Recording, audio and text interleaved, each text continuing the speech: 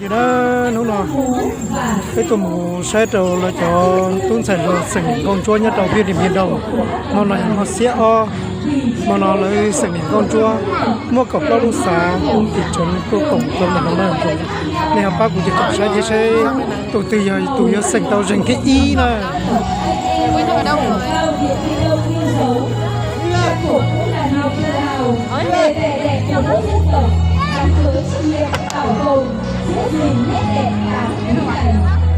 bắt đầu mình sẽ quay con gái mình nhìn cho mình với Điện thoại các bạn thì giúp liên vang cổ cái núi là áo để hát giao viên lâm đồng của những người trai giải chú trí quần áo người mang cùng ban nhạc của hát nào hóa mệnh của lòng xuân của mình luôn tuổi tạo nên một quốc đàn mùa xuân đầy sắc màu của các đời nền tây bắc ngày đầu xuân cho quý giả dụng và sức lực của lễ hội khiến mọi người sống chấn thương yêu cùng các vị thiên đông yên bình xa chung và tiếng rét. Lễ hội mùa xuân ở vùng cao không chỉ mang giá trị văn hóa tâm linh mà còn là dịp để đồng bào gìn giữ phát huy những giá trị văn hóa mang đậm đà bản sắc dân tộc, giáo dục thế hệ trẻ biết yêu quý những gì cha ông để lại, gắn sức xây dựng một cuộc sống ấm no hạnh phúc. Chúng ta vừa xem xong phần thi rõ. Không một Lầu Thị Xua đến từ xã Sa Dung. Xua năm nay 19 tuổi, thể cao 1m56, nặng 48 kg. Chăm sóc và làm đẹp cho phái nữ là sở thích và niềm đam mê của Xua. Đến với hội thi năm nay, Xua khoác trên mình một trang phục của người phụ nữ mông trắng, áo thể dục hình chữ V, phía trước được may từ vải màu đen. Chiếc áo có viền chân đá hoa đào, tay áo được may bằng vải đen, chân đá có hoa đào, đằng sau má biển quay đến đây cái này để đến đoạn đấy mới quay bắt trực tiếp à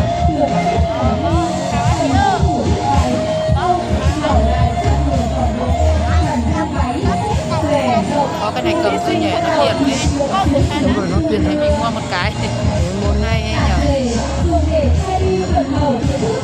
bao nhiêu cái này này bao nhiêu rẻ thế mà 6-70 nghìn cái ký là quay cái tiền đồng thời lúc nào sự thơm ngọt duyên dáng cho bộ gia chủ cho bộ trang phục một người phụ nữ mông trắng không thể thiếu mũ đầu quay của đầu nó tiền phải của nó quay cho nó thường yêu để muốn thành mũ và tránh trở lên và hạt đường lên ngoài ra những trang sức như vòng cổ dây đeo lưng túi đồng tiền cũng không thể thiếu trong trang phục của người phụ nữ mông.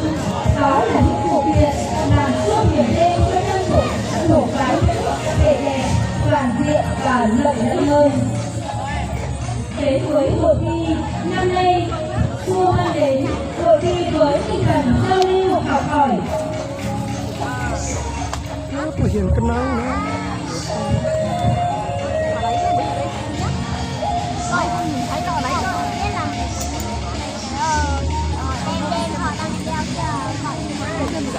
giày cao thật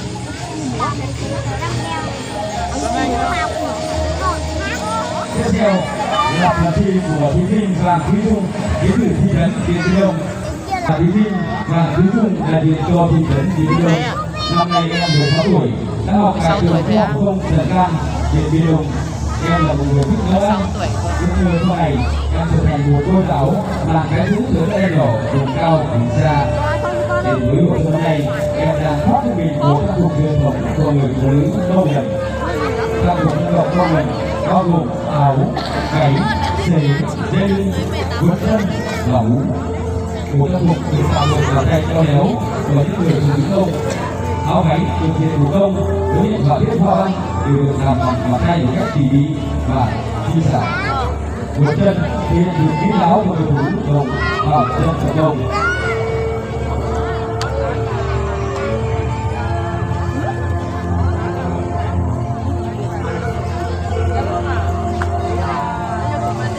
người cho hiền lì đấy gì của hiền lì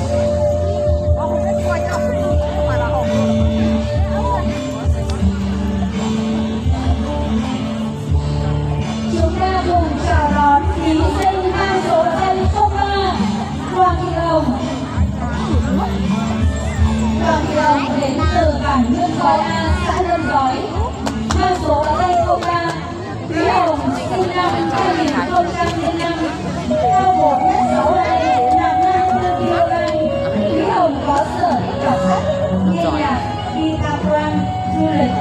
Bộ trang phục mà cô đơn tìm thấy là bộ trang phục của dân tộc Thái, gồm áo bóm, cái lên và chiếc khăn tiêu. Áo bóm cổ cao có thân người cằm, luôn gắn cho chị em phụ nữ dân tộc Thái. Phía trước nẹp áo là hai hàng cúc đường có chữ nhân sinh kinh tế. Chiếc áo bóm hẳn lên đường nét, hàng quy cái hướng trắng vô vô. Lấy lông lồng như gà, cái giày chứa cốt thật yêu thương. Đi kèm với áo bóm là chiếc váy màu đen, mỗi bước đi hỏi này đấy có điện thoại gì đó đấy xong hỏi này thì ta quay được tràm thay đổi được yêu vô văn sửa chữa để hoàn thành một chiếc khăn yêu thường phải mất từ 2 đến 4 tuần. Tiếp theo là phần thi của thí sinh làm thị lự đến từ Phú Hậu. Thí sinh làm thị lự em năm nay 16 tuổi, từ hàng thì đến bộ trang phục không được cảm nhận theo hướng hiện tại và đôi bàn tay kéo léo của các cô gái bông. Bộ trang phục gồm có mũ, áo, váy, tạp dề. Mũ được thêu một cách tinh tế, hình thành các hình hoa văn, đôi kính chiều, màu sắc và được ghi đoạn. Tính hạt đường xung quanh, mũ đều lộ lên vẻ đẹp dễ dàng của các cô gái bông. Áo nhiều hoa văn, tính hạt đường theo từng lớp với đầy nhiều màu sắc khác nhau. Váy được may và thêu theo từng lớp. Chúng ta cùng nổ một tràng pháo tay thật lớn để chào đón thí sinh vừa thị lợ mang số báo danh 05 đến trường xã Nhà Thôn. Năm nay Lợ 15 tuổi, em đang học tại trường phổ thông dân tộc bán trú, trung học cơ sở Nông U, huyện Điện Biên Đông. Em cao 1m65, nặng 49 kg. Em có sở thích múa hát. Em có ước mơ sau này trở thành một cô giáo mầm non. Bộ trang phục em đang khoác trên người là bộ trang phục của người phụ nữ Mông, gồm áo, quần, xế, dây lưng, mũ, vòng cổ. Áo màu xanh tím được thiết kế nhiều hoa văn kết hợp. Cổ tay được thiết kế vải màu đỏ và xế màu đen. Dây lưng thêu tay được may tỉ mỉ của người phụ nữ Mông trắng. Mũ được thiết kế nhiều hoa văn. Bộ trang phục em khoác hôm nay đã góp phần giữ gìn bản sắc văn hóa của người dân tộc Mông trắng, cũng như nét đẹp của tất cả mọi người trong ngày lễ Tết của đồng bào dân tộc Mông.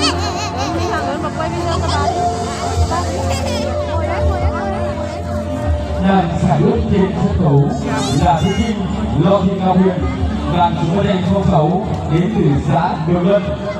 Nàng gia đình bộ trang phục truyền thống của dân tộc Lào. Năm nay Ngọc Huyền 20 tuổi, Huyền có chiều cao 1m70, nặng 50 kg. Huyền có biểu thức ca hát, đọc sách và kỹ xào. Luôn cảm thấy may mắn và tự hào mỗi khi mang trên bộ trang phục truyền thống dân tộc Lào. Dù nữ Lào trong mặc áo, ngày lúa xanh, mặc váy ngắn, váy được tiền vào lối rất độc ý.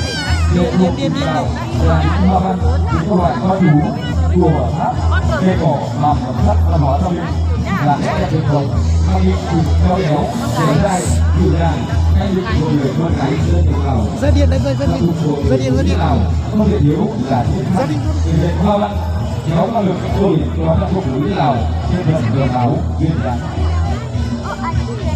Dân tộc Lào thường mặc bộ trang phục vào các ngày lễ Tết, lễ hội và những ngày trọng đại, và đặc biệt là ngày cưới. Bộ áo váy Lào có rất nhiều màu sắc khác nhau, tùy theo từng lễ hội khác nhau, dân tộc họ sẽ chọn màu khác nhau. Huyền đến với cuộc thi hôm nay với mong muốn được giao lưu, học hỏi, chia sẻ và kết nối yêu thương với tất cả mọi người. Sợ người ta nói cho. Không nói là mà có cái biển nó che rồi.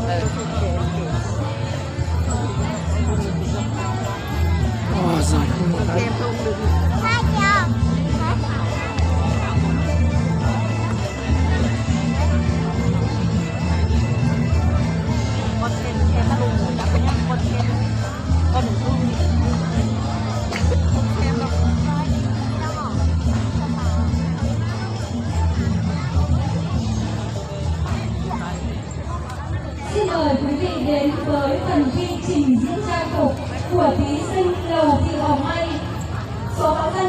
7 đến từ xã Na U.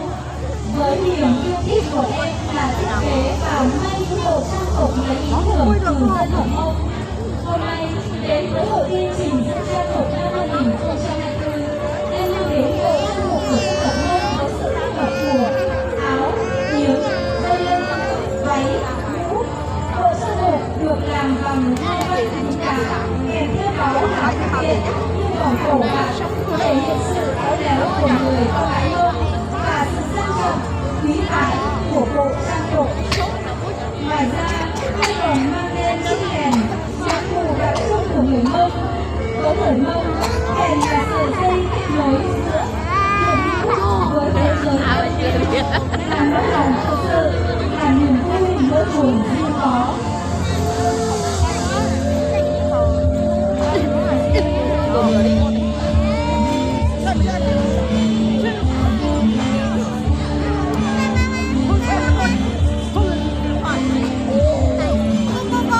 Xin thưa quý vị, đang bước sân khấu là cô gái có khuôn mặt xinh cười mang số danh 10 và Thủy Linh đến từ xã Quy Nhử. Và Thủy Linh năm nay em 16 tuổi, hiện đang theo học tại trường phổ thông không dân tộc nội trú trung học phổ thông huyện Bình Đông. Ước mơ của em sau này là trở thành một hướng dẫn viên du lịch. Đến hội thi hôm nay, em đang khoác trên mình bộ trang phục truyền thống của người phụ nữ dân tộc Mông Trắng. Bộ trang phục bao gồm áo, váy, mũ đội đầu, thắt lưng, xà cả vân dân. Bộ trang phục của em được tạo bởi chính đôi tay khéo léo của người mẹ. Bộ trang phục có hình nét hoa văn tinh tế và độc đáo. Thưa quý vị, với tính sáng tạo phong phú, người phụ nữ nói chung và người phụ nữ Mông nói riêng cũng thích lựa chọn cho mình những bộ trang phục thật đầu ấy để kịp cơ hội với mình, nhưng vẫn giữ được nét đặc sắc truyền thống của bộ trang phục. Vì vậy, em chọn cho mình chiếc váy trắng được làm từ đôi bàn tay khéo léo của người mẹ. Váy của tóc vải trẻ phía trước được trang trí hoa văn vô cùng sắc nét và sặc sỡ, thể hiện sự kín đáo của người phụ nữ. Dây lưng được thiết kế dạng hình túi và được treo nhiều hạt xung quanh. Cả cả có chân không ít để sự mà ấm cho chân, còn dùng như một món đồ thường xuyên giúp cho chân cô gái Mông còn gọn hơn, có phần làm đẹp hoàn chỉnh cho bộ trang phục. Ngoài ra còn có các đồ trang sức như vòng cổ, bao tay, dây đeo lưng, đây là thứ không thể thiếu trong bộ trang phục của người phụ nữ dân tộc Mông. Hàng năm vào dịp lễ Tết, người phụ nữ Mông lại chuẩn bị vài áo mới khi không khí chơi hội. Cùng đổ một tràng pháo tay thật lớn để chào đón thí sinh lọt lời mang số danh 09 đến từ xã Keo Long. Năm nay hơn 17 tuổi, em đang học lớp 11. Em cao 1m65, nặng từ 50 kg. Em là một người thích ca múa hát, ước mơ sau này trở thành một cô giáo để cống hiến cho quê hương đất nước. Hiện em đang học tại trường Trung học phổ thông Trần Văn, huyện Bình Đông. Em khoác trên mình bộ trang phục của dân tộc Cơ Mú. Người dân tộc Cơ Mú vốn gắn liền với tập quán canh tác, làm nương rẫy, gần gũi với thiên nhiên, cho nên trang phục truyền thống của họ cũng độc hại nhưng đậm đà bản sắc văn hóa dân tộc. Bộ trang phục truyền thống của người phụ nữ Cơ Mú gồm có khăn màu đen đội đầu, áo có màu đen với hai hàng cúc vào ngực. Ngoài ra còn có dây lưng, váy, xà cạp, khăn đội đầu, bộ xà thắt lưng.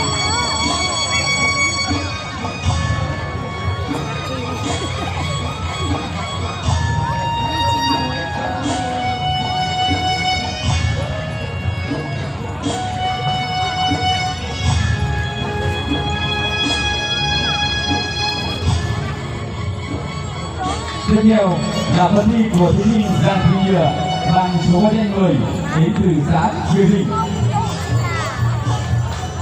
Em Giang Thị Nhựa có chiều cao 1m57, nặng 46 kg.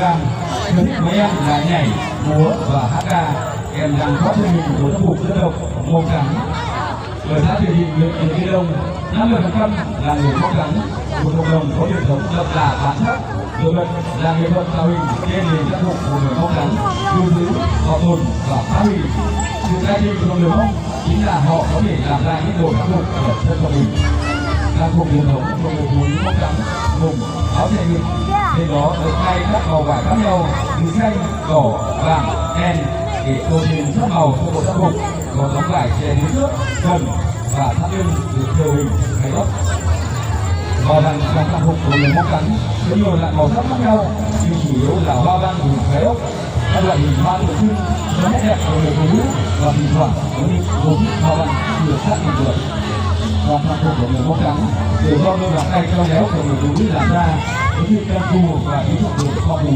Người phụ nữ Mông thân cạnh nghề nghệ sĩ và nghề pháp thuật nghệ thuật làm hay đánh lòng người.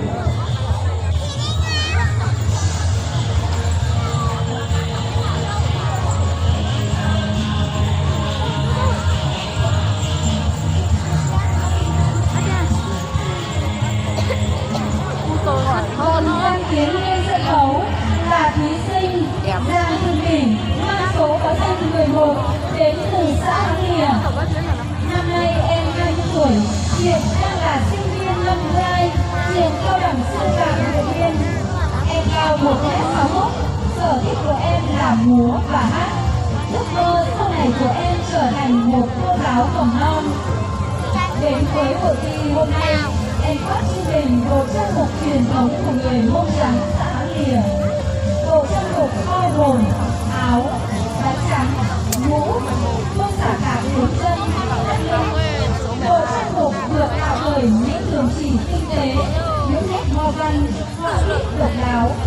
Trang phục của người Mông Trắng thuộc nay có sự kết hợp hài hòa giữa nét truyền thống và nét hiện đại, tạo nên một bộ váy áo mang nét đặc trưng của người Mông Trắng. Hàng năm, mỗi khi Tết đến xuân về là dịp để chị em phụ nữ người Mông chuẩn bị cho mình những bộ quần áo sặc sỡ để đi chơi Tết.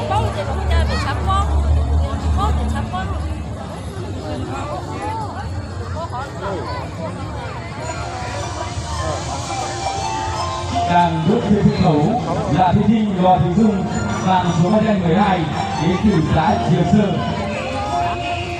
Em đang trình diễn trang phục truyền thống của người phụ nữ dân tộc Thái Đen. Trang phục truyền thống của người dân tộc Thái Đen được làm từ vải bông, nhuộm tràm, khá độc đáo, có gồm có áo, váy, áo bóng, đôi con cổ áo, con cổ áo và cổ tay sẽ có viên, lý tưởng, khá thực tế, tạo dáng ôm ý nhiên vào cơ thể. Nhẹ áo thường được đương những hạt đúc hình con bướm, ong, ve với màu sống cực kỳ nổi bật. Váy được làm từ vải nhuộm tràm hoặc bằng vải lung hoặc sa đanh. Cùng với trang phục truyền thống là chiếc khăn phiêu được thêu với những nét hoa văn hình cành cây, hình quả trắng, thể hiện tâm hồn hướng tới thiên nhiên. Váy được góm cùng một chiếc khăn phiêu tạo nên nét duyên dáng chính của người phụ nữ dân tộc Thái. Với trang phục mang màu sắc đa dạng, kích động và trải hoa, tạo nên một sắc thái nguyên hấp dẫn với trang phục truyền thống của dân tộc Thái Đen ở xã Triềng Sơn.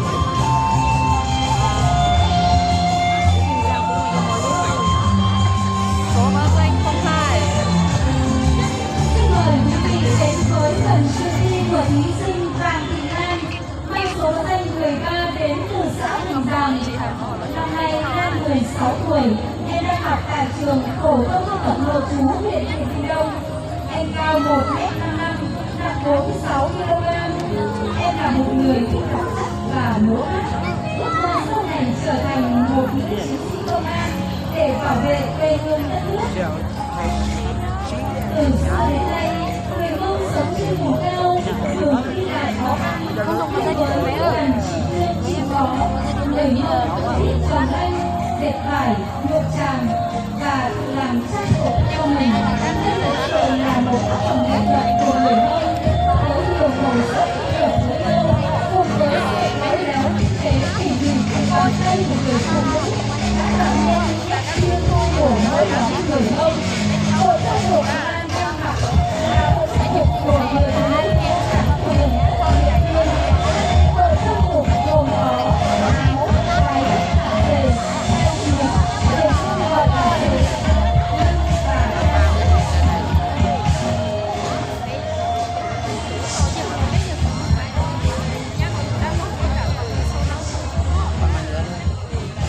Tiếp theo là phần thi của thí sinh Vàng Thị Dung đến từ Xuân Lao, Mường Ảng.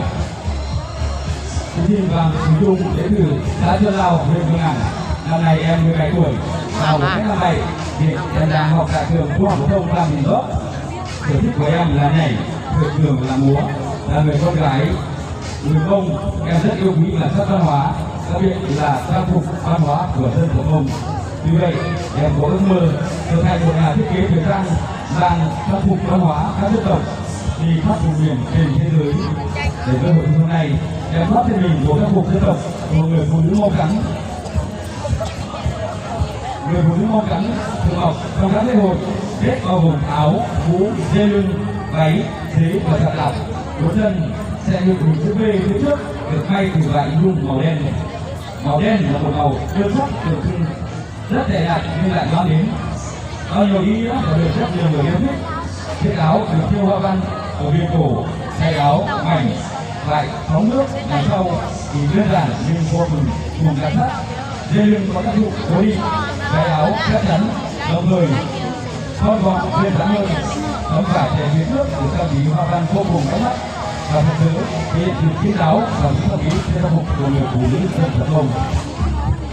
Chúng ta cùng nổ một tràng pháo tay thật lớn để chào đón thí sinh mang số tay 10 năm Tráng Thị Dâu.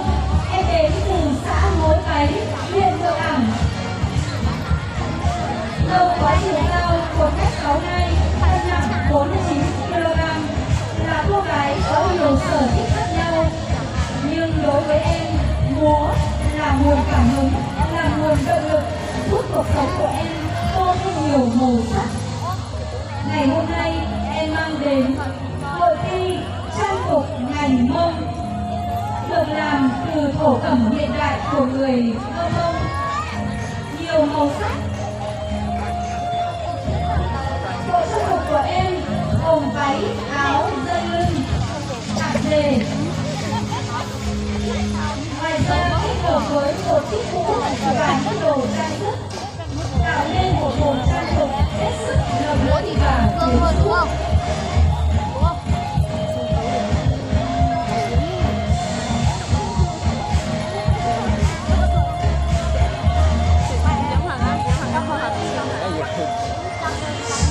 Xin thưa quý vị, như vậy rồi chúng ta đã được chiêm ngưỡng các thí sinh thật xinh đẹp trong bộ trang phục lộng lẫy của mình. Các thí sinh đã xuất sắc thực hiện xong phần thi trình diễn. Vâng, kính thưa quý vị, trên sân khấu là 10 năm công hoa được truyền soi bộ trang phục và cũng chính là rừng trên mảnh đất Điện Biên Đông yêu dấu của chúng ta. Chúng ta hãy dành một tràng pháo tay thật lớn để cổ vũ các thí sinh nhau.